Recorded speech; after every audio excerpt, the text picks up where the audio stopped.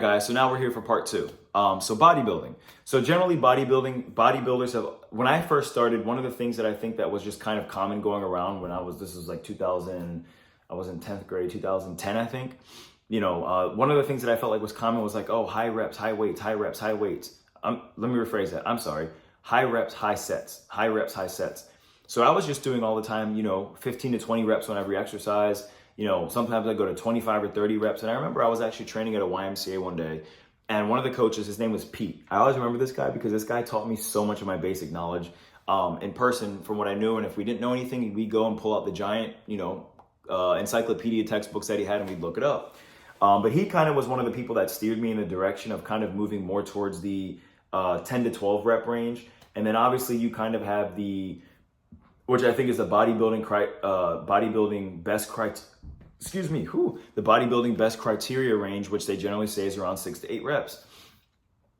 Anything less than that is you're usually gearing towards developing strength because you're moving an object less times. So the way that the science kind of works is if you're doing something between 1 and 5 reps, the general basis rule of thumb would be that when you're moving an object that's extremely heavy once or 2 or 3 times or however many times it is, up to 5, your body now has to realize, okay, well, I don't need a lot of weight. I don't need a lot of weight or anything to carry this object because I don't need to lift it a lot of times. It's not like I'm lifting something like a construction worker day in and day out and day in and day out.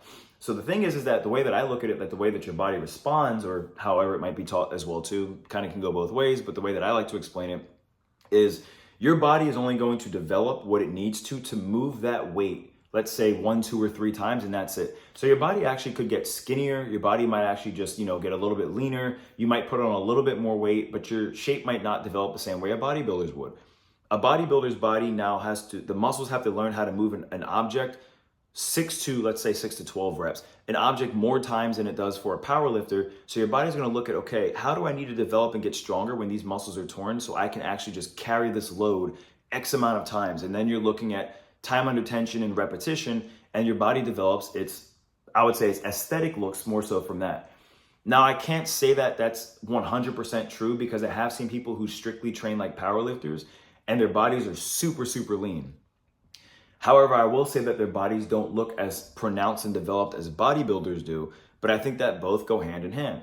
Now, when you're looking at developing muscle, you can't tone a muscle that's not there, so you should be training for strength as well. And sometimes I think that there are days where you should be pushing yourself and your central nervous system from time to time. Again, we can talk about central nervous system another time and period for recovery for that. But you should be pushing your central nervous system and your body sometimes to go into that 1 to 5 rep range, because what you want to do is you want to raise your strength. Your strength level should be going up, because when you can take that strength and then start moving it more X amount of times per set, then your body's going to continue to grow and build muscle and develop and tone. So guys, both of those things go truly, truly hand in hand. And the last thing I kind of want to touch on is something I actually picked up on from the National Council on Strength and Fitness. A lot of people don't talk about this, but the importance of cardio. So the importance of cardio into either of these programs, in my opinion, again, if you're competing for bodybuilding or competing for powerlifting, you may have a coach who has a different structure for their programs, but I'm just going to kind of give you guys the basics of some things with cardio and implementing them into those programs. So you have something called VO2 maximum uptake, or VO2 max. So the thing about what that is, and just kind of layman's terms, is that VO2 max is the maximum amount of oxygen your muscles can carry, and cardio is going to help improve the amount of oxygen your muscles can carry.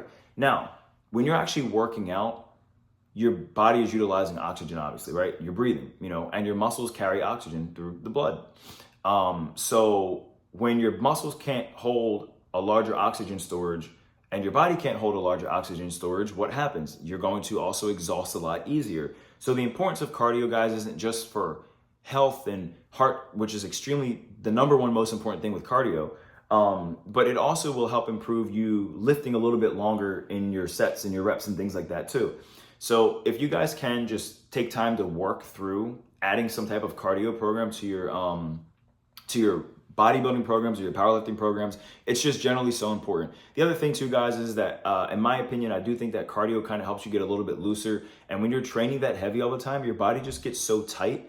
And when you're lifting at competitions or you're posing on stage, You don't want to be super tight. That's one thing you don't want to be. You don't want to be super tight. Now, when it comes to, for example, form in a lift, like where you want to get super tight, locked in before you're going to do a 1 rep max for your deadlift, or, you want to get locked in before you're going to bench or squat or anything like that, that's one thing. But when I'm talking about muscles, you want flexibility. So again, guys, cardio is so important. Stretching is important, and getting those programs properly balanced for your body type is important too. So I hope that helps out. If you guys do have any more comments, questions, or concerns, we can even do a part 3 where we go into something a little bit more. If you guys have anything to add from your experiences or your coaching styles, I'm totally open to hear about it. I love discussions. Just leave a comment below, guys. I'm checking out. I've got a super busy day today, but I really wanted to talk about this. Head over to GarbearFitness.com and enter BearPack10 for anything that you guys want to purchase. You get an amazing 10% off all your orders. GarbearFitness.com. Check it out. Stay shredded, and I will see you soon.